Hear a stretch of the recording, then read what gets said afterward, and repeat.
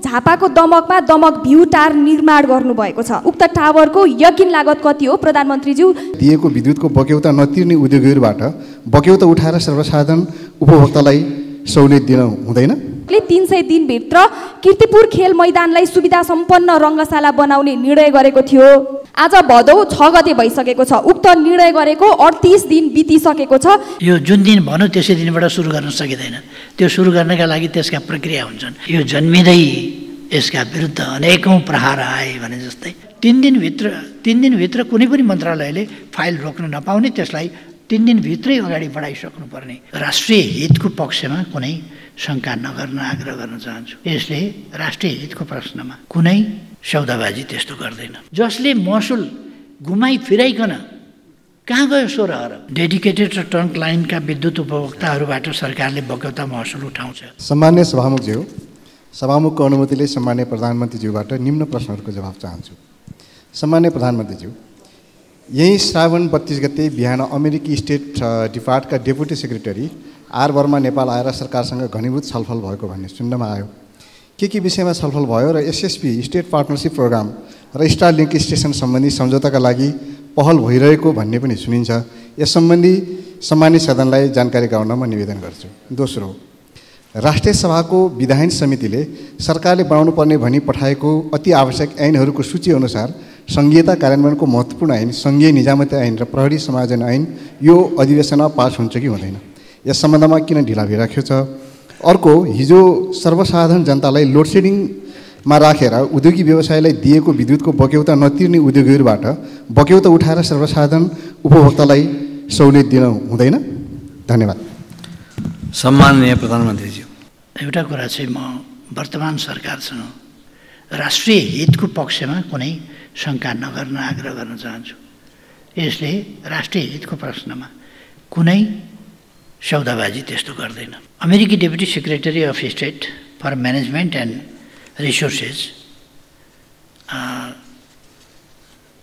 Shri Richard R वर्माले गत 16 अगस्त अर्थात् श्रावण 32 गते नेपाल भ्रमण गर्नुभएको थियो। त्यस अवसरमा उहाँले मसँग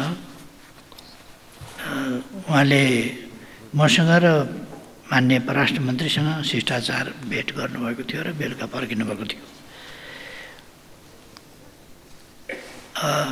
मसँगको भेटमा उहाँले दुई देशका बीचको पुरानो र बहुआयामिक सम्बन्धबारे चर्चा गर्नुभएको थियो। हामीले पनि त्यस सम्बन्धमा चर्चा गरेका थियौँ र नेपालको विपद प्रतिकार र मानवीय सहायताको कार्यलाई थप प्रभावकारी बनाउने सन्दर्भमा उहाँले 2टा हेलिकप्टर नेपाललाई दिने बताउनु भएको छ। तत्सम्बन्धमा थप कुरा भएको छैन र त्यो पारित पनि भइसकेको छैन। तत्सम्बन्धमा बजेटको उपलब्धता अमेरिकी संसदबाट पारित हुनुपर्ने र नयाँ प्रतिबद्धता अमेरिकाले यसअघि नै नेपाली सेनालाई प्रदान गर्ने भनिएका स्काई ट्रक र बेल हेलिकप्टर बाहेक थप हुने उहाँले बताउनु भएको थियो। यस सम्बन्धमा थप कुरा केही अरू भएको छैन। माननीय परराष्ट्र मन्त्रीसँग पनि यही कुरा उहाँले बताउनु भएको थियो र यस सम्बन्धमा डिटेल हेलिकप्टर कसरी दिने, त्यसका टर्म्स कन्डिसन के हुन्, त्यसको चालकहरूको ट्रेनिङ कहाँ हुने, कसले त्यसका चालक को हुने, त्यसको ट्रेनिङ कहाँ गर्ने अथवा त्यसको मर्मत सम्हार कसले गर्ने, कहाँ हुने, त्यसका निम्ति अरू प्रकारका के कस्ता कुराहरू हुने हुन् र नेपाली पाइलटहरूले ट्रेनिङ तत्सम्बन्धमा प्राप्त गर्ने हुनु होइनन् र नेपालीहरूले नै यसको मर्मत सम्हार गर्न सक्ने इन्जिनियरिङ सम्बन्धी ट्रेनिङ नेपालीहरूले गएर लिन पाउने हुन् कि होइनन्, अथवा हामी हेलिकप्टर पाउने तर ट्रेनिङ नहुने, सञ्चालन गर्न फेरि अरू नै आउनुपर्ने जस्ता कुराहरू, अथवा कुनै इन्जिनियरिङ कुनै कुरा हुँदाखेरि अरूले नै गर्नुपर्ने के हुन् भन्ने कुराहरूको कुनै स्पष्टता अहिलेसम्म भएको होइन। उहाँले बताउनु भएको त्यति हो। यस सम्बन्धमा मैले एसपिपी जस्ता अरू कुराहरू कुनै विषयमा चर्चा नभएको म यस गरिमामय सदनलाई जानकारी गराउन चाहन्छु। र एसपिपी पहिले एकपल्ट चर्चासम्म चलेको हो, त्योभन्दा अगाडि बढेको थिएन र अहिले बढाउनु पर्छ भनेर पनि कसैले भनेको छैन, कुनै प्रस्ताव पनि कतैबाट आएको छैन। त्यो कुरा म बताउन चाहन्छु यस सभामा। त्यसबाहेक डेपुटी सेक्रेटरीले नेपालको सङ्क्रमण कार्यान्वयन न्याय सम्बन्धी विधेयक प्रतिनिधि सभाबाट पारित भएकोमा बधाई ज्ञापन गर्नुभएको थियो भने एमसिसी परियोजना जो यस संसदबाट बहुमतले पारित भएको थियो त्यसको कार्यान्वयनबारे सन्तुष्टि व्यक्त गर्नुभएको थियो। त्यसै गरी उहाँले USAID र DFC लगायतका अमेरिकी संस्थाहरू मार्फत नेपाललाई अमेरिकी सहायता तथा लगानी निरन्तर रहने प्रतिबद्धता व्यक्त गर्नुभएको थियो। SPP र स्टारलिङ्क स्टेसन सम्बन्धी सम्झौताका विषयहरू यी दुवै भेटघाटमा छलफल नभएको बेहोरा यस सम्मानित सदनलाई जानकारी गराउन चाहन्छु। अर्को, माननीय सदस्यले जिज्ञासा राख्नुभए जस्तै सङ्घीयता कार्यान्वयन सम्बन्धी कतिपय महत्त्वपूर्ण कानुनहरू बन्न अझ पनि बाँकी रहेका छन्। संविधान तथा सङ्घीयताको कार्यान्वयनको लागि आवश्यक कानुन निर्माण गर्ने विषय सरकारको उच्च प्राथमिकतामा रहेको छ। सङ्घीयता कार्यान्वयनलाई थप प्रभावकारी बनाउन प्रशासनिक सङ्घीयताको मार्गचित्र सहितको सङ्घीय निजामती सेवाको गठन, सञ्चालन र सेवाका शर्त सम्बन्धमा व्यवस्थापन गर्न बनेको विधेयक 2080 सङ्घीय संसदमा विचाराधीन रहेको छ। राजनीतिक सहमति र प्राविधिक विषयलाई सम्बोधन गर्दै यसै अधिवेशनबाट स्वीकृत हुने गरी संसदीय समितिको छलफललाई तीव्रता दिँदै स्वीकृत गराउन सरकार लागिरहेको छ। यसै गरी नेपाल प्रहरीको सञ्चालन तथा व्यवस्थापन नेपाल प्रहरी ऐन 2012बाट हुँदै आएको छ। बदलिँदो परिस्थिति अनुरूप नेपालको प्रहरी सञ्चालन कसरी गर्ने, के गर्ने, यसको सङ्घीय शासन प्रणाली अनुरूप बनाउनका लागि भर्ना, नियुक्ति, बढुवा, सरुवा जस्ता व्यवस्थित बनाएर कसरी अगाडि बढाउने भन्ने सम्बन्धमा छलफल भइरहेको छ। आवश्यक प्रक्रिया पुरा गरेपछि, छलफलको निष्कर्ष निस्किएपछि सम्मानित सदनमा त्यो विधेयक आउने नै छ।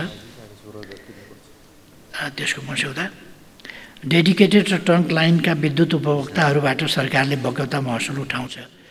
एउटा बडो हल्ला चलाइया छ। उद्योगीहरूले चलाइरहेको उद्योगको लाइन नकाट्नु, किनभने यो 8-10 वर्ष अगाडिदेखिको पेन्डिङ इस्यु, अनि यस पेन्डिङ इस्युलाई गोलमटोल गरेर 22 अरब तिर्नुपर्छ भन्ने, 22 अरब तिर्नुपर्छ भनेका ठाउँबाट 6 अरब मात्रै तिर्नुपर्छ भन्नेमा 6 अरबमा ल्याइ पुर्याउने, अनि 6 अरब चाहिँ उठाउँछ कि भने जस्तो पारेर विद्युत लाइन काट्ने। पहिले पनि लाइन काटेको थियो, फेरि जोडेको थियो, किन काट्यो, किन जोडियो, काट्दै जोड्दै किन भयो र 22 अरब असुल गर्नुपर्ने 6 अरब मात्रै किन भयो त? अहिलेको सरकारले उठाउनु पर्छ, उपभोग गरेको विद्युतको महसुल उठाउनु पर्छ। उपभोग गरेको छैन भने उठाउनु पर्दैन भने हो। उपभोग गरेको महसुल उठाउनु पर्दैन कसले भने छ र? मैले यसै रोस्टमबाट विद्युत महसुल उठाउनु पर्छ भनेर रिपिटेडली भनेको छु। महसुल उठाउनु पर्छ। जसले महसुल नउठाएर समस्या पैदा भयो, जसले महसुल घुमाइ फिराइकन कहाँ गयो 16 अरब, 22 अरब उठाउनु पर्ने भनेर महालेखाको प्रतिवेदनमा बुझाएर महालेखाको प्रतिवेदन संसदमा पेश भएको छ। 22 अरब उठाउनु पर्ने भन्ने, 22 अरब उठाउनु पर्ने भन्ने महालेखाको प्रतिवेदन छ र वार्षिक प्रतिवेदन गरिमामय संसद समक्ष प्रस्तुत भएको छ। राष्ट्रपति कहाँ प्रस्तुत भएर संसदमा आएको छ। अनि अहिलेको सरकारले नउठाउन खोज्यो भनेर यो प्रचारको तरिका अचम्म लाग्छ। हामीले भनेको उठाउन नउठाउने, 22 अरबलाई 6 अरबमा झार्ने, अनि विद्युत महसुल काटेर उद्योगहरू उत्पादनमा यसै घाटा छ, विद्युत बढी भएर फ्लो भइराखेको छ, ओभरफ्लो स्पिल ओभर भइराखेको छ। यस्तो अवस्थामा विद्युतको महसुल, यस्तो अवस्थामा विद्युत महसुल उठाउनुपर्छ र पुराका पुरा विद्युत महसुल उठाउनुपर्छ। जति उपभोग गरेको छ त्यस विद्युतको महसुल उठाउनुपर्छ। छोडियो किन? 22 अरब भनियो किन? थिएन भने भनियो किन? महालेखाको प्रतिवेदनमा आयो कसरी? राष्ट्रपति कहाँ बुझाइयो कसरी, संसदमा बुझाइयो कसरी, अनि ठुला कुरा गरेर हुन्छ। त्यसकारण म अहिले पनि भन्न चाहन्छु, फेरि दोहोऱ्याएर भन्न चाहन्छु, विद्युत महसुल सम्पूर्ण महसुल उठाउनु पर्ने महसुल उठाउनुपर्छ। हामीले देशको उद्योगलाई घाटा पर्ने, उत्पादनलाई घाटा पर्ने विद्युतको टर्बाइन बन्द गरेर राख्नु पर्यो। विद्युतको एकातिर उत्पादन बन्द गरेर राख्नुपर्ने, अर्कातिर उद्योग चल्न नदिएर लाइन काट्नुपर्ने। लाइन विद्युत कम भएर लाइन काटे पनि होइन, अनि उद्योग चल्न मात्रै नदिने कारण के त? विद्युतको लाइन मात्रै काट्नुपर्ने कारण के त? अनि के बार्गेनिङ हो त्यो? 16 अरब छुट दिएर 6 अरब उठाउन चाहिँ यो तमासा चाहिँ के हो त? त्यसर्थ यो प्रचारबाजीको विषय होइन। कसैलाई हिरो बनाउने, कसैलाई के गर्ने, यस्ता प्रयासहरूको कुनै अर्थ पनि छैन। ती प्रयासहरू काम पनि लाग्दैन। तर प्रयास चाहिँ जारी छन्। व्यक्ति विशेषलाई हिरो बनाउने किन खोजी हुँदैन? हेटौडामा भएका त्यत्रा ट्रान्सफर्मरहरूको खोलावारी खोला पारी लस्कर छ। ट्रान्सफर्मरहरू सडेर बसेका छन्, कुहेर बसेका छन्। राज्यको सम्पत्ति, तामाको चिज राख्नुपर्ने ठाउँमा अल्मुनियम राखेर काम नलागेर ती ट्रान्सफर्मर त्यत्तिकै राखेका छ। त्यसका लागि कोही जिम्मेवार हुनुपर्छ कि पर्दैन? कोही छैन भने ठेकेदार, जसले ठेका लिएको छ, के भनेर ठेका लिएको थियो त्यस अनुसार भयो कि भएन, या कमसलै ल्याउनु भनेर ठेका लगाएको थियो कि किन्न लगाउँदा के भनेर, के निर्णय अन्तर्गत किन्न लगाइएको थियो? यही काठमाडौँ भक्तपुरतिर फ्याँकेका ट्रान्सफर्मरहरू के भएका हुन्थेन? तिनीहरूको छानबिन हुनुपर्छ कि पर्दैन? अनि सत्यलाई ढाकछोप गर्नका लागि चर्का आवाज निकालेर जनतालाई भ्रममा पारेर अनि भ्रष्टाचार भ्रष्टाचार भनेर कराएर अनि भ्रष्टाचारलाई चाहिँ झ्याप्प छोप्यो। त्यो खालका तरिकाहरू अहिलेको सरकारले अपनाउँदैन। त्यसकारण म स्पष्ट भन्न चाहन्छु, फेरि पनि कुनै रकममा कहीँ उपयोग गरेका विद्युतको महसुल असुल गर्ने कुरामा कुनै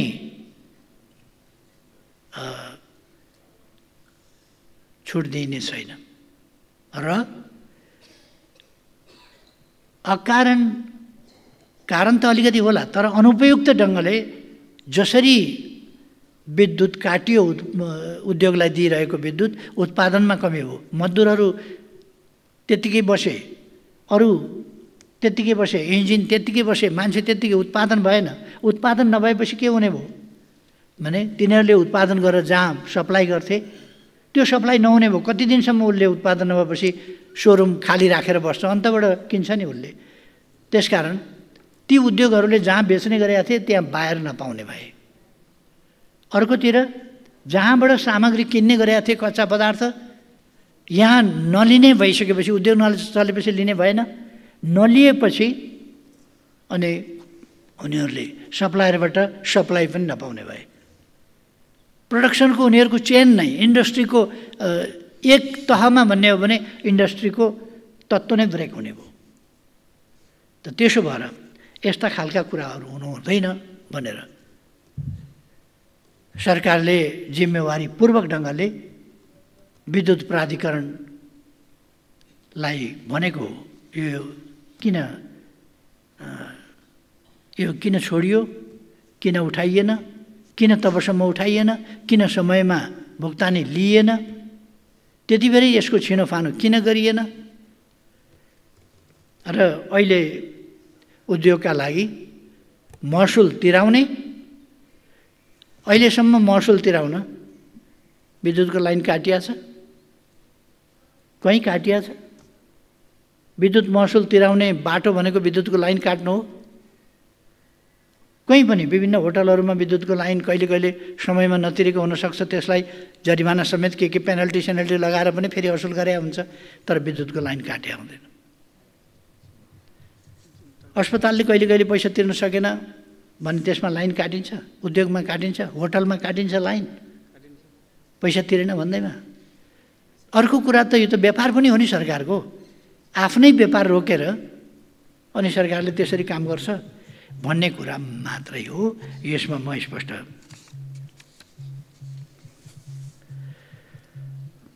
यस्तो अर्को कुरा, यो सरकार र विद्युत प्राधिकरणका बीचमा जुन मतभेद भनेर हल्ला चलाइएको छ बाहिर, त्यस्तो मतभेद छैन। यो विद्युत प्राधिकरणलाई सरकारले भन्यो, यसो गरे होला, सुझाव दियो, उहाँहरूले आफै निर्णय गर्नुभयो, आफै लाइन जोड्नुभयो त, सरकारले गरेर जोडिदिया त होइन नि त, उहाँहरूले जोड्नुभयो। अर्को कुरा, सरकारले हस्तक्षेप गर्यो भन्ने, सरकारले अनि सरकार सञ्चालनमा निर्देशन दिँदैन, छोडिदिन्छ त। विद्युत प्राधिकरण बनाएपछि त्यो ब्राह्मणलाई कसैले गरेको गौदान हो, त्यो गौदान गरेपछि गयो, सिद्धियो, त्यसको सोधी खोजी पनि गर्न नपाइने। यो त गौदान त कसैलाई गरे होइन नि त। त्यस कारण सरकारले सोधी खोजी गर्छ अवश्य, जुनसुकै कुरा पनि गर्छ। सरकारले खर्च गर्नुपर्ने, अरू चिज दिनुपर्ने, सुविधा मिलाउनु पर्ने, सबै गर्नुपर्ने, त्यो त सरकार आफै जिम्मेवार हुन्छ नि त। त्यसकारण सरकारले त्यसमा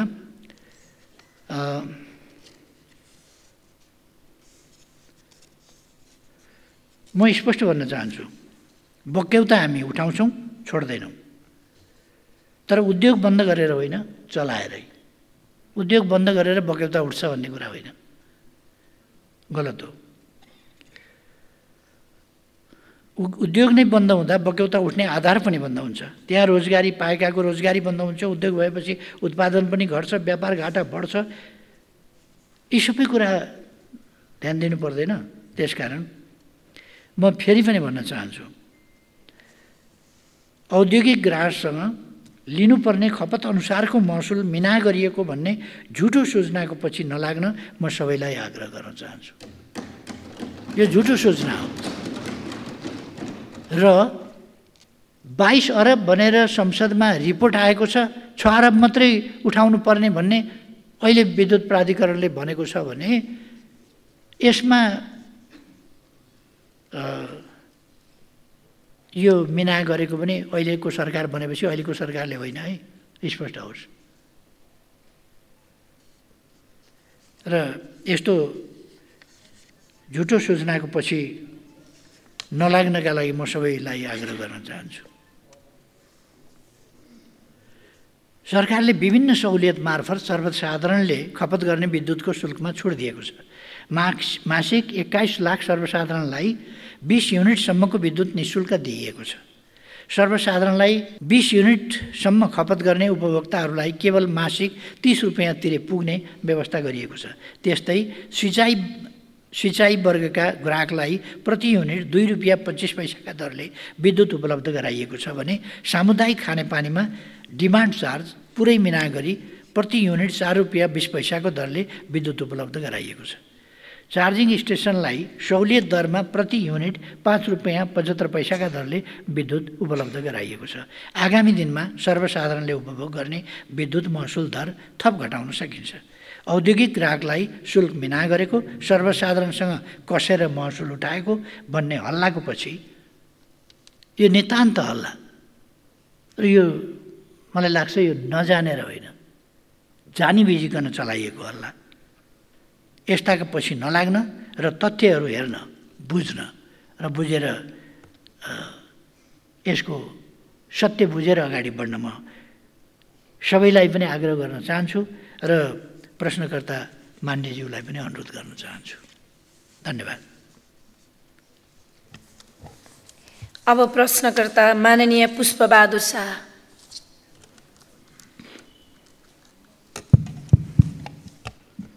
सम्माननीय सभामुखज्यू मार्फत सम्माननीय प्रधानमन्त्रीज्यूलाई मेरो पहिलो प्रश्न, 439 मेगावाटको बेतान कर्णाली जलविद्युत आयोजना अछामको ढकारी गाउँपालिका र सुर्खेतको चौकुने गाउँपालिकामा पर्छ। सुदूरपश्चिम र कर्णाली प्रदेशकै साझा एवं गौरवको आयोजना करिब 6 लाख सञ्चयकर्ताको लगानीबाट निर्माण हुन लागेको आयोजना हो। 2088 सालबाट व्यावसायिक उत्पादन सुरु गर्ने लक्ष्य लिएको छ। यो आयोजनालाई विद्युत विकास विभागले 2 वर्षदेखि अहिलेसम्म उत्पादन अनुमति पत्र लाइसेन्स दिएको छैन। यसमा ढिलाइ हुनुको कारण के होला? साथै माथिल्लो कर्णाली जलविद्युत आयोजना निर्माणका लागि सरकार र जिएमआर कम्पनी बीच समझदारी पत्र MOU भएको 16 वर्ष भइसकेको छ। हाल मन्त्री परिषद बैठकले वित्तीय स्रोत जुटाउन जिएमआरलाई 186 दिनको म्याद थप गरेको छ। के यो समयभित्र अब माथिल्लो कर्णालीको निर्माण कार्य अगाडि बढ्छ?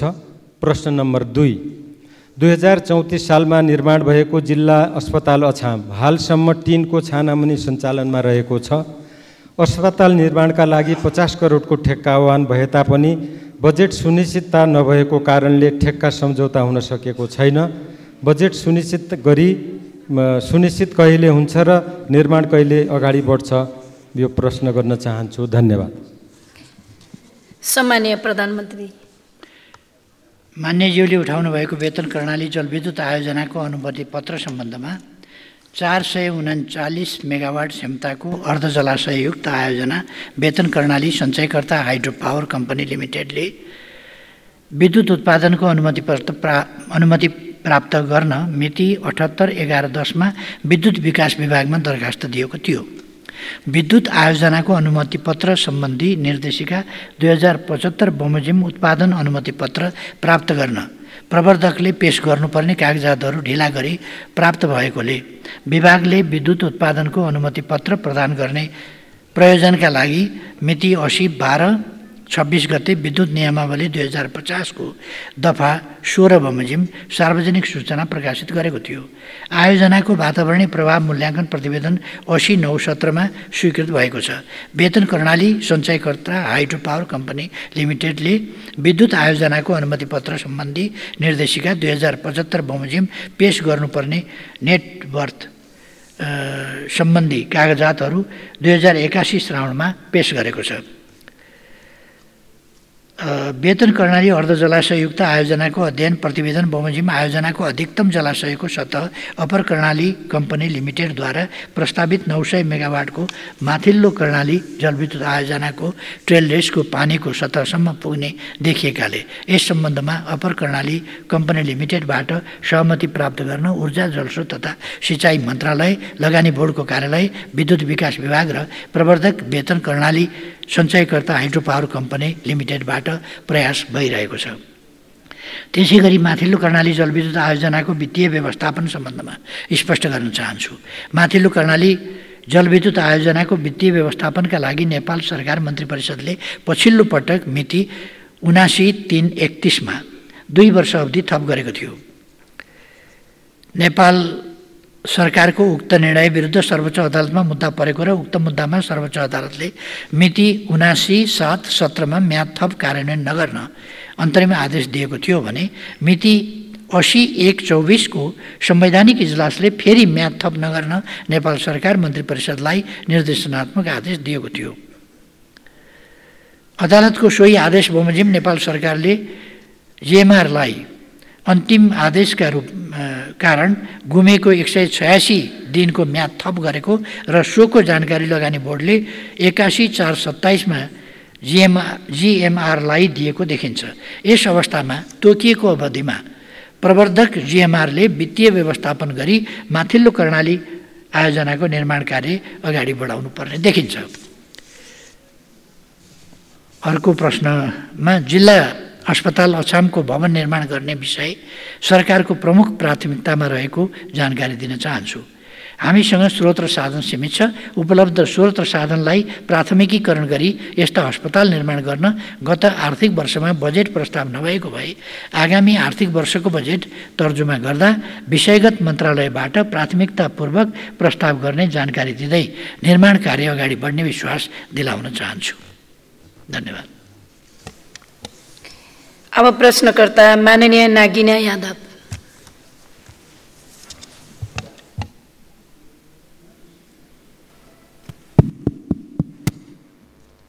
सम्माननीय सभामुख महोदय, सम्माननीय प्रधानमन्त्रीज्यू, म सम्माननीय सभामुखको अनुमतिले म आफ्नो लिखित प्रश्न पेश गरेकोलाई चाहिँ म यो सदनमा वाचन गर्न चाहन्छु। विश्वमा देखा परिरहेको नयाँ रोगमध्ये करिब 70% पशुपन्छीबाट उत्पन्न भई मानिसमा सर्ने प्रकारका छन्। उदाहरणको रूपमा मङ्की पक्स, कोभिड-19, बर्ड फ्लू जस्ता रोगले वर्षेनी धेरै जनसङ्ख्यामा पशुधन तथा मानवीय क्षति भइरहेको छ। जबकि नेपाल सरकार मन्त्री परिषदको 2076-9-14 को निर्णय अनुसार एक स्वास्थ्य रणनीति 2076 लिएको छ। साथै विश्व स्तरमा नेपाल सदस्य राष्ट्र रहेको विश्व पशु स्वास्थ्य सङ्गठन, संयुक्त राष्ट्र सङ्घको खाद्य तथा कृषि सङ्गठन र विश्व स्वास्थ्य सङ्गठन बीच एक स्वास्थ्य अवधारणा वन हेल्थ एप्रोचमा भएको त्रिपक्षीय समझदारीमा के कस्ता प्रगतिका पहल कदमहरू सरकारको तर्फबाट चालिएको छ। अर्को, देशको अर्थतन्त्रको एउटा महत्त्वपूर्ण हिस्सा कृषि पेसाले धानिएको छ। कृषि पेसा भन्नाले बाली जस्तै धान, गहुँ, मकै, उखु आदि मात्र नभई नबोल्ने पशुपन्छी पनि हुन्। त्यसमध्ये दूध, मासु, अन्डा आदि दिने पशुको हितमा सरकारले केही महत्त्व दिएको देखिए तापनि तर दिनहुँ काममा लगाइने भारवाहक पशुको योगदानको बारेमा कुनै पनि निकायले चासो देखाएको पाइन्न। जस्तै गधा, खच्चड, घोडा, गोरु आदि यस्ता पशुको महत्त्व गरिब दूरदराजका जनतालाई मात्र हुनुपर्ने हो कि सम्बन्धित मन्त्रालयको पनि हो? हालको कर्णाली पुलमा फसेका खच्चड यसको ज्वलन्त उदाहरण हो कि होइन? सभामुख महोदय, नेपालको वन क्षेत्र प्रदेश सरकारले व्यवस्थापन गरिरहेको छ।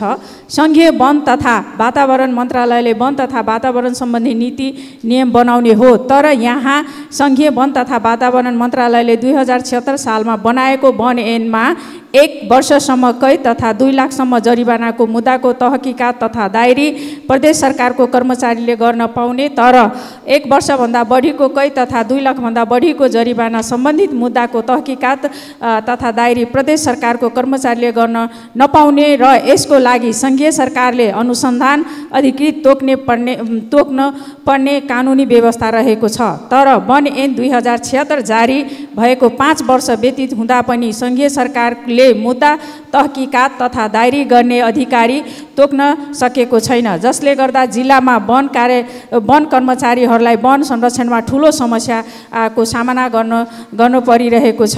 ससाना मुद्दा तहकिकात तथा दायरीको लागि पनि प्रमुख जिल्ला अधिकारी समक्ष धाउनु परिरहेको छ। जिल्ला प्रशासन कार्यालयको अन्य कामहरूमा व्यस्तता तथा प्रशासनका कर्मचारीहरूको वनसँग सम्बन्धित मुद्दाहरूमा ज्ञान तथा दक्षताको अभावका कारणले गर्दा अनुसन्धान तथा तहकिकात कमजोर भई वनसँग सम्बन्धित धेरै मुद्दाहरूमा हार बेहोर्न बाध्य भइरहेकोले वन ऐन 2076 को दफा 62 उपदफा 2 अनुसार वन अपराध नियन्त्रण मुद्दा तहकिकात तथा अभियोजनका लागि सङ्घीय वन तथा वातावरण मन्त्रालयले अनुसन्धान अधिकृत तोक्ने विषयमा किन ढिलासुस्ती भइरहेको छ? हस्, धन्यवाद। सम्माननीय प्रधानमन्त्री। सम्माननीय सभामुख महोदय, म सभामुख मार्फत सम्माननीय प्रधानमन्त्री समक्ष केही प्रश्न राख्ने अनुमति चाहन्छु। प्रश्न नम्बर 1, पूर्व पश्चिम राजमार्ग निर्माण कार्य ढिलाइ भइरहेकोले सर्वसाधारण जनतालाई आवागमनमा समस्या छ। यसको निर्माण कार्य छरितो गराउन विशेष पहल हुनुपर्ने देखिन्छ। यसबारे स्पष्ट पारिदिनुहुन्छ कि? प्रश्न नम्बर 2 मा पूर्व पश्चिम राजमार्ग वरपरका खहरे खोलाहरूमा आउने बाढी र पहिरोले राजमार्ग पुल समेतलाई प्रभावित पार्ने देखिन्छ। खहरे खोलामा तटबन्ध गर्ने र नदीजन्य पदार्थ व्यवस्थित उत्खननबारे सरकारको योजना के छ? जस्तै लाल बकैया, रातो खोला लगायतका साना ठुला खहरे खोलाहरूमा असर प्रष्ट देखिन्छ। धन्यवाद। सम्माननीय प्रधानमन्त्री। सम्माननीय सभामुख महोदय, पूर्व पश्चिम राजमार्ग विस्तार कार्य अवरोध बिना अगाडि बढाउन सम्बन्धित निर्माण व्यवसायलाई बारम्बार सचेत गराइएको छ। एसियाली विकास ब्याङ्कको ऋण सहयोगमा सञ्चालित पूर्व पश्चिम राजमार्गको विशेष गरी नारायणघाट बुटवल खण्डको सडक स्तरोन्नतिको ढिलाइबारे निर्माण व्यवसायको माथिल्लो नेतृत्वसँग समेत कुराकानी गरेर पेश गरेको कार्यतालिका अनुसार 1 वर्षभित्र सम्पन्न गर्ने गरी म्याद थप गरिएको छ। साथै सडक विभाग, भौतिक पूर्वाधार तथा यातायात मन्त्रालय र प्रधानमन्त्री तथा मन्त्री परिषदको कार्यालयबाट समेत यस योजनाको अनुगमन गरिएको छ। पेश गरेको कार्यतालिका अनुसार प्रगति हासिल नगरेमा ठेक्का अन्त्य गरी थप कारबाही गरिनेछ। अर्को, जलवायु परिवर्तनको असर नेपालमा अधिक देखिन थालेको छ। छोटो समयमा ठुलो वर्षा हुने जस्ता कारणले चुरेबाट निस्कने खोलाहरूमा पछिल्ला वर्षहरूमा बाढीको बढी समस्या देखिने गरेको छ। चुरे दोहन र अतिक्रमणका कारणले बाढीको प्रकोप बढ्दो रहेको छ। कमजोर भौगर्भिक कारणले बाढीसँगै बगेर आउने गेग्रानले नदीको सतह उचालिने र बाढीले जमिन कटान गरी बस्तीहरूमा समेत जोखिम बढाउँदै लगेको छ। ती खहरे खोलाहरूमा हुने जथाभावी दोहनले पुल लगायतका संरचनाहरूलाई जोखिममा पारेको छ। यी जोखिम व्यवस्थापनका लागि हालै सरकारले नदी तथा जल उत्पन्न विपत्ति व्यवस्थापन राष्ट्रिय नीति 2080 स्वीकृत गरेको छ। नीति कार्यान्वयन र विपत्ति व्यवस्थापनको लागि कानुन मस्यौदा भइरहेको छ। गेग्रान व्यवस्थापन योजना बनाएर नदीहरूको उत्खनन गरिने पद्धतिको विकास गरिनेछ। तत्कालीन समाधानका लागि चालु वर्ष 81-82 बकैया, रातु जस्ता खोलाहरूमा क्रमशः रु 3 करोड र रु 2 करोड 50 लाख बजेट विनियोजन गरिएको छ। पूर्व पश्चिम राजमार्गबाट सिमानासम्मै बकैया नदीको तटबन्ध भारतीय अनुदान सहयोगमा सम्पन्न गरिएको छ। राष्ट्रपति चुरे संरक्षण कार्यक्रम अन्तर्गत खोलामा तटबन्ध, जलपनभरण पोखरी निर्माण, कृषि वन प्रवर्धन, बाँस रोपण लगायतका भू तथा जलाधार संरक्षणका कामहरू भइरहेका छन्। धन्यवाद। अब प्रश्नकर्ता माननीय पदम गिरी। सम्माननीय सभामुखज्यू, सम्माननीय सभामुखज्यू मार्फत म सम्माननीय प्रधानमन्त्रीज्यूलाई केही जिज्ञासाहरू राख्न चाहन्छु। अहिले मुलुकमा चाहिँ नेकपा एमाले, नेपाली कङ्ग्रेस लगायतका राजनीतिक गठबन्धन र त्यसको नेतृत्व सम्माननीय प्रधानमन्त्रीज्यूले गरिरहँदाखेरि आम नेपाली जनतामा एउटा ठुलो एउटा उत्साह र आशाको नजरबाट नेपाली जनताले हेरेको अवस्था चाहिँ छ। र विगतको चित्र हेर्ने हो भने सम्माननीय सभामुखज्यू, आर्थिक वर्ष 2080-81 को चित्रलाई हेर्ने हो भने नेपाली जनतामा निराशा व्याप्त छ भन्ने कुरा यसले देखाउँछ। सम्माननीय सभामुखज्यू, खास गरी 80-81 को अर्थतन्त्रको अवस्थालाई हेर्ने हो भने 52,000 ऋणीहरू यस अवधिमा कालो सूचीमा गए। विश्वविद्यालयमा भर्ना हुनुपर्ने विद्यार्थीहरू अध्ययनकै निम्ति ठुलो सङ्ख्यामा विदेशिएका छन् र एक वर्षमा 1,12,000 विद्यार्थीले एनओसी लिएको देखिन्छ। सम्माननीय सभामुखज्यू, सरकारी तथा सामुदायिक विद्यालयबाट पास भएका विद्यार्थीहरूको सङ्ख्याले देशको सरकारी तथा सामुदायिक विद्यालयहरूको अवस्था प्रष्ट पार्दछ। सरकारको पुँजीगत खर्च अत्यन्त न्यून छ, राजस्व सङ्कलन समेत सन्तोषजनक अवस्थामा छैन। यो विगतको आर्थिक वर्षको चित्र हो। यस्तो परिस्थितिमा यी समस्याहरूलाई समाधान गरेर मुलुकका यी समस्याहरूलाई समाधान गर्नका निम्ति सम्माननीय प्रधानमन्त्रीज्यूले कस्ता योजनाहरू बनाउनु भएको छ र यति बेला मैले एउटा कुरा चाहिँ भन्न आवश्यक ठानेको छु। सम्माननीय प्रधानमन्त्रीज्यूको नेतृत्वमा सरकार गठन भइसकेपछि सुशासन र खास गरी आर्थिक क्षेत्रमा जुन सुधारका कामहरू हुँदै अगाडि बढेका छन् त्यसले जनतामा एक प्रकारको उत्साह भरिरहेको स्थितिमा यसले भविष्यमा निरन्तरता पाउँछ भन्ने कुराको कसरी सम्माननीय प्रधानमन्त्रीज्यूले आश्वस्त पार्नुहुन्छ भन्ने एउटा प्रश्न पनि म राख्न चाहन्छु।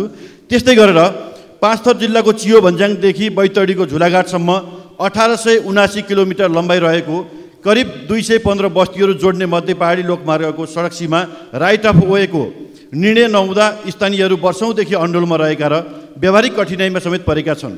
जग्गाको स्वामित्व रहेको र कर समेत तिरिरहेको नागरिकले लोकमार्गको सडक छेउछाउ पर्ने त्यस्ता जग्गाको बिक्री गर्न पाएका छैनन् भने नक्सा पास र बैंकिङ प्रयोजनका लागि समेत रोकिएको अवस्था छ। त्यसै गरी सडक निर्माण कार्य समेत प्रभावित भएको छ। तसर्थ मध्य पहाडी राजमार्ग, मदन भण्डारी राजमार्ग, उत्तर दक्षिण करिडोर लगायत अन्य रणनीतिक सडकहरूको सडक सीमा निर्धारण सम्बन्धमा नेपाल सरकारले कहिलेसम्म निर्णय गरी सरकारवालाहरूलाई नागरिकहरूलाई राहत दिने योजना छ? सम्माननीय प्रधानमन्त्रीज्यूबाट यसको उत्तरको अपेक्षा गर्दछु। धन्यवाद। सम्माननीय प्रधानमन्त्रीज्यू।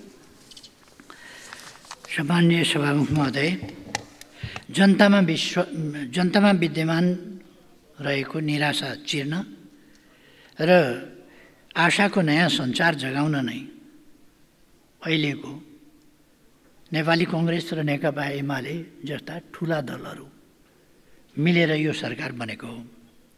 सरकार गठन पश्चात छोटो अवधिमै अर्थतन्त्रमा सकारात्मक नतिजाहरू देखिन थालेका छन्। गत वर्षको तुलनामा साउन महिनामै राजस्व परिचालन र पुँजीगत खर्चमा वृद्धि भएको कुरा अघि नै मैले माथि उल्लेख गरिसकेका छु। घर जग्गा कारोबार सुधार क्रमशः हुँदै गएको पनि मैले अघि माथि नै उल्लेख गरिसकेका छु। यसै गरी पुँजी बजारमा उल्लेखनीय सुधार आएको पनि हामी सबैमा सर्वविदितै छ। अर्थतन्त्रको बाह्य सूचक सुविधाजनक अवस्थामा रहेको छ भने लगानी गर्न निजी क्षेत्रको मनोबल अब उत्साहित देखिएको छ। आर्थिक गतिविधि क्रमशः चलायमान हुन थालेका छन्। सरकार गठन भएको 100 दिनभित्र जनतालाई प्रत्यक्ष लाभ हुने गरी नीतिगत कानुनी एवं सेवा प्रवाहमा सुधार गर्ने मार्गचित्र सहितको कार्ययोजना कार्यान्वयन प्रारम्भ भइसकेको जानकारी गराउन चाहन्छु। विक्रम सम्वत 2047 पछि र विशेष गरी पछिल्लो दशकमा सडक निर्माणमा द्रुततर गतिले वृद्धि भएको साथै मध्य पहाडी पुष्पलाल राजमार्ग, हुलाकी राजमार्ग, मदन भण्डारी राजमार्ग, उत्तर दक्षिण करिडोर लगायत अन्य थुप्रै राजमार्गहरूको निर्माण भएको छ। यी राजमार्गहरूको निर्माणमा जनताबाट सडकको लागि स्वैच्छिक रूपमा जग्गा प्राप्त भएको तर सडक सीमाको सम्बन्धमा विधिवत सडक सीमा तोकिसकेको अवस्था छैन। सडक सीमा राइट अफ वे तोक्न बाँकी यस्ता सडकहरूको भौगोलिक अवस्थिति, जग्गाको उपलब्धता, भविष्यमा हुन सक्ने सडकको विस्तार जस्ता पक्ष विचार गरी जनतालाई मर्का नपर्ने गरी सडक सीमा तोकिनेछ। धन्यवाद। पहिलो प्रश्न, प्रधानमन्त्रीज्यूले अर्थतन्त्र चलायमान बनाउने र कैयौँ युवाहरूलाई रोजगारी सृजना गर्ने सपना देखाएर मेरो गृह जिल्ला र सम्माननीय प्रधानमन्त्रीज्यूकै निर्वाचन क्षेत्र समेत रहेको झापाको दमकमा दमक भ्यू टावर निर्माण गर्नुभएको छ। विभिन्न सञ्चार माध्यमहरूका अनुसार उक्त टावर निर्माणको लागत अरबौँ रुपैयाँ बराबरको छ भन्ने सुनिन्छ। उक्त टावरको यकिन लागत कति हो प्रधानमन्त्रीज्यू जानकारी गराइदिन म विनम्र अनुरोध गर्न चाहन्छु। र उक्त टावर निर्माण सुरु गर्दा के कति योजनाका साथ सुरु गरिएको थियो, निर्माण सम्पन्न भइसक्दा पनि किन सञ्चालनमा आउन सकेन, यसरी नै सञ्चालनमा आउन सकेन भने अबको 2-4 वर्षमा त्यो भूतघर बन्छ कि भन्ने डर पनि उत्पन्न हुन थालिसकेको छ। त्यसैले त्यो टावरमा गरिएको लगानीलाई अर्थपूर्ण बनाउन र दिगो रूपमा सञ्चालन गर्न सरकारसँग के कस्तो योजनाहरू छ स्पष्ट पार्दिन पनि म प्रधानमन्त्रीज्यूलाई विनम्र अनुरोध गर्न चाहन्छु। त्यसै गरी प्रधानमन्त्रीज्यू पूर्वाधार निर्माणकै सम्बन्धमा नयाँ सरकार बनिसकेपछि असार 31 गते बसेको पहिलो मन्त्री परिषदको बैठकले 300 दिनभित्र कीर्तिपुर खेल मैदानलाई सुविधा सम्पन्न रङ्गशाला बनाउने निर्णय गरेको थियो। आज भदौ 6 गते भइसकेको छ। उक्त निर्णय गरेको 38 दिन बितिसकेको छ। 300 दिनलाई 100% मान्ने हो भने आजको दिनसम्ममा 12-13% काम सम्पन्न भइसक्नु पर्ने हो। त्यसैले उक्त खेल मैदानको निर्माणको प्रगति विवरणको बारेमा समेत जानकारी गराइदिन म अनुरोध गर्न चाहन्छु। प्रधानमन्त्रीज्यूले श्रावण 6 गते जस्तो लाग्छ भाषण गर्दै गर्दाखेरि की पर्फर्मेन्स इन्डिकेटर प्रयोग गर्छु, 7 दिनभित्र निर्णय नगर्ने कर्मचारीलाई कारवाही गर्छु भन्नुभएको थियो। कानुनी आधारहरू बनि नसकेर पनि होला अहिलेसम्म हामीले कोही कारवाहीमा परेको सुन्नमा चाहिँ आएको छैन। यसैमा आधारित मेरो दोस्रो प्रश्न रहेको छ। प्रधानमन्त्रीज्यू, भ्रष्टाचार अहिले पनि नेपालको एक प्रमुख समस्या रहेको छ। प्रधानमन्त्रीज्यूले पनि धेरै पटक बोल्दाखेरि भ्रष्टाचार रोक्छौँ भनेर पटक बोलेको हामीले सुन्न पाउँछौँ। तर यसो हेर्दा 5 वर्ष हदम्यादको कुराले नीतिगत तहबाट नै सरकारले भ्रष्टाचारीलाई प्रोटेक्ट गर्न लागेको स्पष्ट रूपमा देखिन्छ। त्यसैले भ्रष्टाचार नियन्त्रणमा सफल हुन सरकारको पारदर्शिता र जवाफदेहिता बढाउन के रणनीतिहरू अपनाउने योजना छन् यो पनि बताइदिन म अनुरोध गर्न चाहन्छु। र अन्त्यमा सार्वजनिक सेवा प्रवाह अनियमितता र ढिला सुस्तीलाई हटाएर सरकारले प्रविधिको प्रयोग गर्ने भन्दै आइरहेको छ। तर अहिले पनि नागरिकहरूले सार्वजनिक सेवा लिन जाँदा निकै नै दुःख पाइरहेका छन्। यसरी सरकारले पटक भनिरहेको काम कहिलेबाट नागरिकले महसुस गर्न पाउँछन्? प्रधानमन्त्रीज्यू, धन्यवाद। सम्माननीय प्रधानमन्त्री। सभामुख महोदय, यो दमकमा एउटा बिजनेस कम्प्लेक्स बनेको छ। त्यस बिजनेस कम्प्लेक्सको उचाइ अलिक अल्गो छ, करिब करिब 72 मिटर जति होला। अल्गो भएको हुनाले त्यसलाई टावर भने र माथि गएर हेर्दा त टाढा टाढासम्म देखिने रहेछ भनेर भ्यू टावर पनि भने। तर त्यो बिजनेस कम्प्लेक्स हो। 5 बिघा जमिनमा त्यो टावर बनेको छ, पार्किङ आदि इत्यादिको सुविधा समेत। र त्यसमा 4वटा कि 6वटा लिफ्ट छन्। हरेक तलामा विभिन्न प्रकारका बिजनेस चल्न सक्दछन्। Hospital, 5 star hotel, IT park आदि विभिन्न कुराहरू तलामा बन्न सक्दछ। त्यस प्रकारको त्यो भवन बनेको छ। र 10 कट्ठा अर्थात् 10 कट्ठा भनेको 7.5 रोपनी होला सायद। 7.5 रोपनी जति जमिनमा त्यो भवन निर्माण भएको छ। यो नितान्त भ्यू टावर होइन। भ्यू टावर बनाउनलाई अरबौं खर्च कसैले गर्दैन। त्यो बिजनेस कम्प्लेक्स हो र त्यहाँका आर्थिक गतिविधि, त्यहाँको व्यापार बिजनेस लगायतका काम कारबाहीहरूलाई अगाडि बढाउन त्यो भवनको निर्माण भएको हो। यस्तो कुराहरू हुने गर्छ। थाइल्यान्डमा के नामको टावर छ, अहिले मैले ठ्याक्क नाम बिर्सेँ। त्यो टावर बनाउँदा त्यहाँको सरकारले गाली खायो। त्यस्तै मलेसियामा ट्विन टावर बनाउँदा महाथिरले बेसरी गाली खाए। यस्ता अलगा भवन किन चाहियो भनेर अहिले त्यो बिजनेस सेन्टरको रूपमा भएको छ। अमेरिकाले उहिले नै 2टा जोडेको ट्विन टावर भनिन्थ्यो। त्यस्ता टावरहरू बनाएको थियो जो वर्ल्ड ट्रेड सेन्टर भनेर बुझिन्थ्यो। Trade centre. यसलाई बिजनेस कम्प्लेक्सको रूपमा जुन बनाएको छ त्यसलाई हालका लागि झापा ट्रेड सेन्टर भनेर बुझ्नु भए पनि हुन्छ। त्यस टावरको लागत रु 1 अर्ब 79 करोड 48 लाख रहेको छ। त्यो राम्ररी तयार भइसकेपछि त्यसको सञ्चालन विधि बनाएर त्यसको राष्ट्रिय र स्थानीय लाभ अनुसार त्यसलाई विधिवत सञ्चालन गरिनेछ।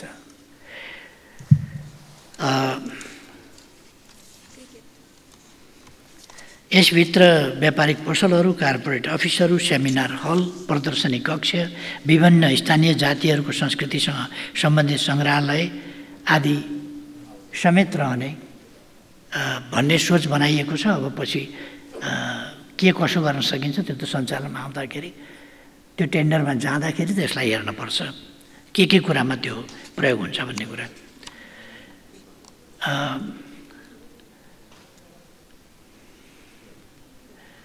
यसले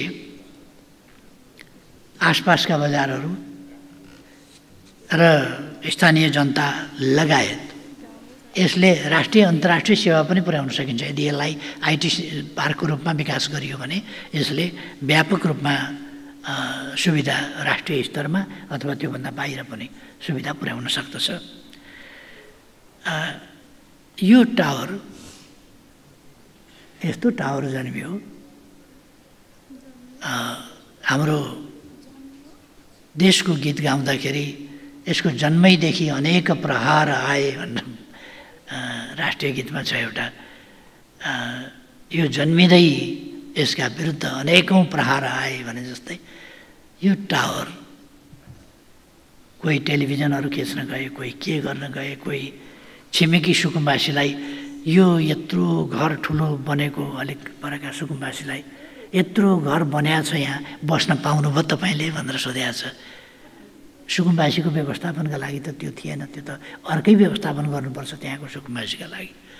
तर त्यो घर के बन्यो, टावर टावर टावर टावर कसैको निम्ति त्यो व्यवसाय नै जस्तो भयो, त्यसको विरोध गर्ने कुरा। त्यो एउटा दीर्घकालीन लाभको विषय हो र त्यो एक ढङ्गले भूकम्प प्रतिरोधक दह्रो ढङ्गले बनाइएको छ र त्यसको जग 45 मिटर तलसम्म गएको छ। र अत्यन्तै दह्रो बलियो गरी बनाइएको छ र त्यो सयौँ वर्षसम्म त्यसले प्रतिफल दिइरहनेछ। त्यसकारण यसमा म स्पष्ट गर्न चाहन्छु, यसमा केही लगेर बालुवामा पानी हाले जस्तो या खोलामा लगेर अलिकति दुध मिसाइदिए जस्तो केही अनावश्यक चिज पो गरेको हो कि भन्ने मान्यज्यूलाई र मान्यज्यूहरू कसैलाई पनि र देशैलाई पनि यो भ्रम नपरोस्। यो खास यस्ता कुराहरूले देशको अर्थतन्त्रलाई माथि बढाउने, आधुनिकतालाई माथि बढाउने काम नै गर्छन्। अन्तर्राष्ट्रिय रूपमा पनि हामीले यस्ता अनुभवहरू देखेका छौँ र बस्नकै लागि भनेर बनाए जस्तो मात्रै होइन, यस सन्दर्भमा कारोबार गर्नका लागि बनाइएको हुनाले त्यो कारोबार सुरु भएपछि प्रतिफल दिन्छ। त्यसै गरी मान्यज्यूले कीर्तिपुर रङ्गशाला निर्माणको प्रगति विवरण माग गर्नुभएको सम्बन्धमा खेल मैदानलाई 300 दिनभित्र रङ्गशाला बनाउने गरी द्रुत गतिमा काम गर्न मेरो नेतृत्वको मन्त्री परिषदको पहिलो बैठकले निर्णय गरेका थियो, यहाँले उल्लेख गर्नै भएको छ। सोही बमोजिम पहिलो 300 दिनमा अति आवश्यक पूर्वाधार र सुविधासहित अन्तर्राष्ट्रिय क्रिकेट सञ्चालन गर्ने गरी निर्माणको तयारी गरिएको छ। यो सजिलो काम होइन। हिसाब गरेरै मैले कि यो सुस्त गतिमा भन्ने भने यो 3 वर्षभन्दा बढी समय लाग्ने काम हो। यो स्वाभाविक गतिमा जान दिने हो भने 300 दिन त के 3 वर्षभन्दा बढी समय लाग्छ यस्तोमा। तर हामीले अहिले तत्कालै फ्लड लाइट, स्कोर बोर्ड यिनीहरूको स्थापना गरिहाल्छौँ र त्यहाँ कमसेकम राति पनि खेल्ने अभ्यास हाम्रा खेलाडीहरूको पहिलोपल्ट नेपालमै क्रिकेट खेलाडीहरूले राति पनि खेल्ने अभ्यास गर्न थालिहाल्नुहुनेछ अब केही समयभित्रै। यो ठुलो परिवर्तनको कुरा हो कि फ्लड लाइट अब धेरै समय लाग्दैन। यो फ्लड लाइट हामी सम्भवतः यो लगभग अलिक छोटै अवधिमा, यो 3 महिनाको अवधिमा भ्याइन्छ भ्याइँदैन, तर आसपासमा यो 3 महिनाको कार्य प्रगति भनेका छौँ हामीले, त्यसको आसपासमा फ्लड लाइट र स्कोर बोर्डहरू तयार गर्न सक्ने गरी काम गरेका छौँ। यसका लागि सम्पूर्ण समय 24 आवर 3 सिफ्टमा काम गर्नु पर्ला र अत्यन्तै तीव्र गतिमा काम गर्नु पर्ला, अनि मात्रै यो काम पुरा गर्न सकिन्छ भन्ने आकलनका साथ र ढिलो नगर्ने। साँच्चै मरिमेटेर लाग्यो भने 300 दिनमा सम्भव छ कि छैन भन्दा 300 दिनमा सम्भव छ, यदि त्यसमा साँच्चै गर्छु भनेर लाग्यो भने भन्ने हिसाब गरेर मैले भनेको हुँ। रङ्गशालालाई 9वटा क्षेत्रमा विभाजन गरेर पूर्वाधार निर्माण गर्न कार्ययोजना तयार भएको छ। हालसम्म रङ्गशाला क्षेत्रको टोपोग्राफी सर्वे गर्ने कार्य सम्पन्न भएको छ। अवधारणा नक्सा तयार गरेर संरचनाका लागि डिपिआर तयार गर्ने, खरिद प्रक्रिया र निर्माण कार्य द्रुत प्रक्रियाबाट सम्पन्न गर्ने गरी तयारी गरिएको छ। यो जुन दिन भन्यो त्यसै दिनबाट सुरु गर्न सकिँदैन। त्यो सुरु गर्नका लागि त्यसका प्रक्रिया हुन्छन्। डिपिआर तयार गर्नुपऱ्यो, डिजाइन तयार गर्नुपऱ्यो, यो सबै टोपोग्राफिक सर्वे गर्नुपऱ्यो। यी सबै कुरा गरेपछि मात्रै बल्ल हामी यसको निर्माणका निम्ति र खरिद प्रक्रियाका निम्ति व्यवस्था गरेर मात्रै यसलाई अगाडि बढाउन सक्छौँ। त्यसकारण आज भदौ 6 गते बिर्सियो कि भन्ने कुरा होइन, सम्झिराखेको छ। अझ मान्यजीले सम्झाउनु भयो, धन्यवाद छ। हालसम्म रङ्गशाला क्षेत्रको टोपोग्राफी सम्पन्न भएको छ। निर्माण कार्यलाई आवश्यकता अनुरूप 2 वा 3 सिफ्टमा गर्ने गरी ठेक्का बन्दोबस्त हुनेछ। यस कार्यका लागि अर्थ मन्त्रालय, शिक्षा विज्ञान तथा प्रविधि मन्त्रालय, युवा तथा खेलकुद मन्त्रालय, शहरी विकास मन्त्रालय र अन्य सरकारवाला सबै निकाय पूर्ण परिचालन भएका छन् र प्रधानमन्त्री तथा मन्त्री परिषद कार्यालयले आवश्यक संयोजन गरिरहेको छ। यस सम्बन्धमा यति भने पुग्छ जस्तो लाग्छ मलाई। र अर्को चाहिँ माननीय सदस्यले राख्नुभएको भ्रष्टाचार नियन्त्रणको विषयमा मैले यसअघि नै जवाफ दिइसकेकोले त्यसलाई दोहोऱ्याइराख्न परेन भन्ने म ठान्छु। म तर्कमा भन्दा परिणाममा विश्वास गर्छु। त्यसकारण परिणाममा हामीले घोषणा गरेका कुराहरू परिणाममा हेरियोस्, आलोचना टिप्पणी गर्न हतार नगरियोस्, किनभने ती आलोचना टिप्पणीहरू फेल खानेछन्। त्यसकारण परिणाम हेरियोस्। भ्रष्टाचार नियन्त्रणको सन्दर्भमा हामी कदम चाल्छौँ कि चाल्दैनौँ, काम अगाडि बढाउँछौँ कि बढाउँदैनौँ, रोक्छौँ कि रोक्दैनौँ भ्रष्टाचार, या रोक्ने प्रयासलाई प्रभावकारी ढङ्गले अगाडि बढाउँछौँ कि बढाउँदैनौँ, यो कुरा हेरियोस्। सार्वजनिक सेवा प्रवाहमा अनियमितता र ढिलासुस्ती हटाउन प्रविधिको प्रयोग गर्ने सम्बन्धमा सरकारको यसको प्रक्रियालाई सरलीकरण गर्ने, एउटा निकायमा पेश गरेको कागज अर्को निकायमा दिनु नपर्ने, सेवाग्राही दौडन नपर्ने तर डाटा स्वतः दौडिने गरी विद्युतीय प्रणालीहरूबीच एकीकरण गर्ने, घरबाटै धेरैभन्दा धेरै सेवा लिन सक्ने गरी फेसलेस सेवा प्रवाह गर्ने र विकास निर्माणको अनुगमन मूल्याङ्कनमा प्रविधिको प्रयोग गर्ने कार्यलाई सरकारले उच्च प्राथमिकतामा राखेको छ। नागरिक एपबाट सवारी चालक अनुमति पत्र व्यवस्थापन गर्ने र यसलाई राष्ट्रिय परिचय पत्रसँग आबद्धता गर्ने काम अगाडि बढाइसकिएको छ। केही समयपछि नै त्यो प्रयोगमा आउनेछ। हामी केही छोटो समयभित्रै यो मान्यज्यूका प्रश्नहरूको त जवाफ सिद्धियो, तर सबै मान्यज्यूको प्रश्नहरूलाई पनि समेटेर म भन्न चाहन्छु। केही दिनभित्रै फाइल कहाँ छ भन्ने कुरा, कुन मन्त्रालयमा गएर कसको टेबलमा फाइल अड्किएको छ भन्ने कुरा स्वतः जानकारी हुने गरी त्यस्तो हामी सिस्टम डेभलप गर्दैछौँ अब। र 3 दिनभित्र कुनै पनि मन्त्रालयले फाइल रोक्न नपाउने, त्यसलाई 3 दिनभित्रै अगाडि बढाइसक्नुपर्ने, त्यो पनि हामीले जारी गर्दैछौँ।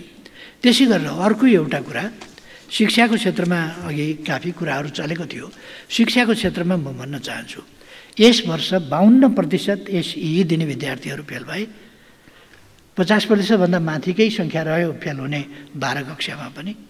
यो खालको कुरा, यो बाध्यता हो, व्यवस्था हो, अवस्था यस्तै छ भनेर चुप लागेर बस्न सकिने विषय होइन। यस विषयलाई हामी तुरुन्तै नै कदम चाल्नेछौँ कि अर्को वर्ष 52% होइन, 30% भन्दा माथि कमसेकम एकै वर्षमा पनि 20% कमसेकम असफल हुने विद्यार्थीहरूको सङ्ख्या घटाएर छोड्ने, त्यो मैले चाहिँ प्रतिबद्धता लिएको छु।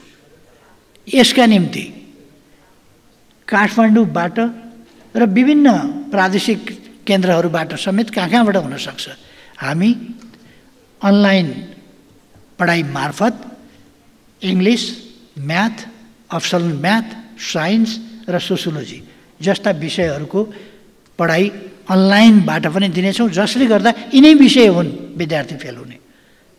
अहिलेदेखि हामीले ती विषयहरूमा गुणस्तरीय शिक्षा यहीँबाट उपलब्ध गरायौँ भने त्यहाँ गुणस्तरीय शिक्षक पाइएन अथवा राम्रो स्तरीय शिक्षक पाइएन, दक्ष शिक्षक पाइएन भन्ने समस्याको पनि हल हुन्छ।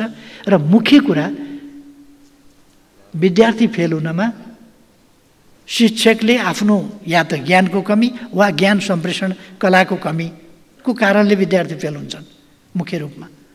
यो कुरालाई हामी समाधान गर्छौँ र 1 वर्षमै नतिजा कसरी उल्लेख्य सुधार ल्याउन सकिन्छ भन्ने कुरा पनि हामी हेर्छौँ।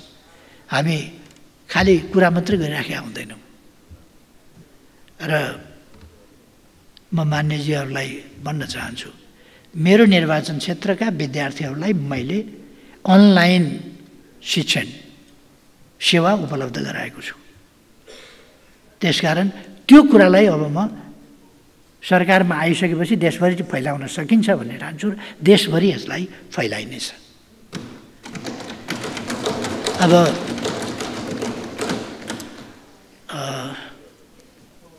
मेरो आग्रह छ अन्तिममा, यति लामो प्रश्नोत्तर अलिक चलाउनु हुँदैन पार्लियामेन्टमा, र प्रश्न पनि यति लामो प्रश्नहरू चाहिँ अलिक हुनु हुँदैन। छोटा प्रश्न भनेको त 1 मिनटभित्र गर्ने कुरा हो। 10 मिनटमा त उत्तर सक्नु पर्ला कमसेकम। अब 3 मिनटमा उत्तर सक्ने, 1 मिनटमा प्रश्न सक्ने त हुनुपर्छ नि। अब 10 मिनट प्रश्नमै लाग्यो भने आज 13वटा प्रश्नको जवाफ दियो, 13वटा प्रश्नलाई कति लाग्यो समय? 2.5 घन्टा लाग्यो होला।